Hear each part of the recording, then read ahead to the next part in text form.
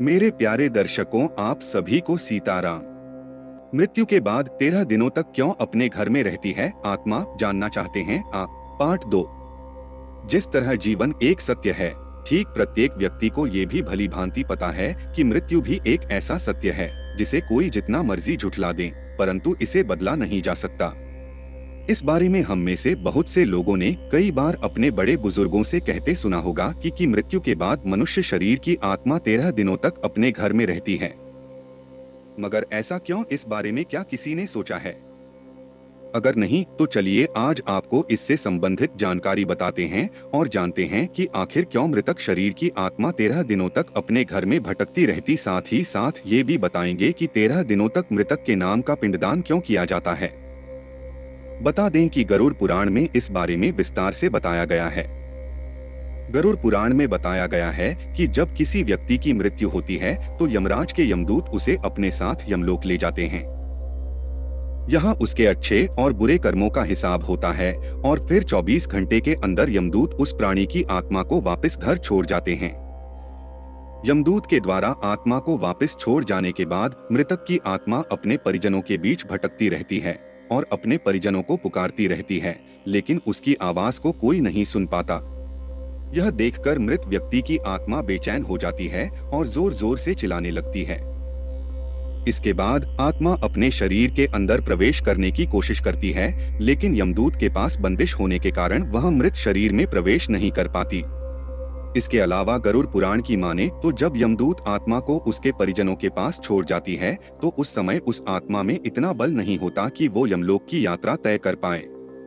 गरुड़ पुराण के अनुसार किसी भी मनुष्य के मृत्यु के बाद जो 10 दिनों तक किया जाता है उससे मृतक आत्मा के विभिन्न अंगों की रचना होती है और जो 11वें और 12वें दिन पिंडदान किया जाता है उससे मृतक आत्मा रूपी शरीर का मांस और त्वचा का निर्माण होता है और जब 13वें दिन 13वीं की जाती है तो उस दिन मृतक के नाम का पिंडदान किया जाता है। उसी से ही वो यमलोक तक की यात्रा तय करते हैं।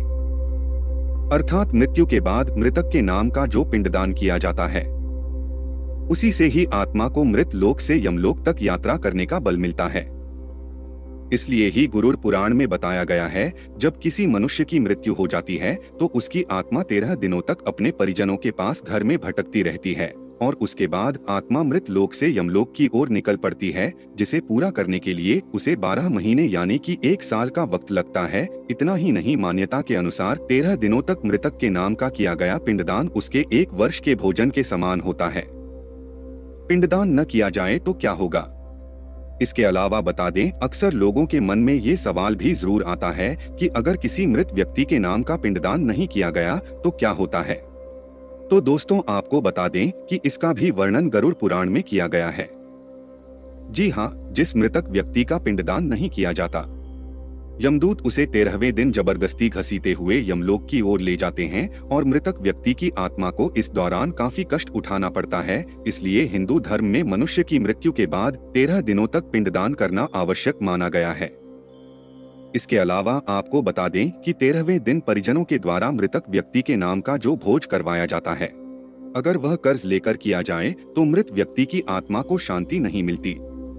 इतना ही नहीं, गरुड़ पुराण में यह भी बताया गया कि जो व्यक्ति जीवित रहते हुए अच्छे कर्म करता है, मृत्यु के बाद उसकी आत्मा को यात्रा के दौरान यमदूत कोई कष्ट नहीं देते और जो व्यक्ति बुरे कर्म करते हैं उसकी आत्मा को यमदूत यात्रा के दौरान कई यातनाएं देता है और आत्मा को कई कष्ट भोगने पड़ते हैं।